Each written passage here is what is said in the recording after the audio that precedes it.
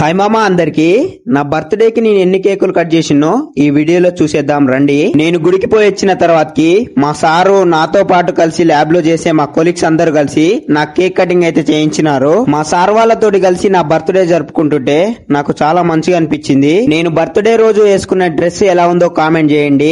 ఎందుకంటే నా కోసమని మా ఫ్రెండ్ మాదాపూర్ నుంచి బర్త్డే గిఫ్ట్ గా పంపించింది. నేను మా సార్ దగ్గర ల్యాబ్ లో జాయిన్ అయ్యి 2 సంవత్సరాలు అవుతుంది.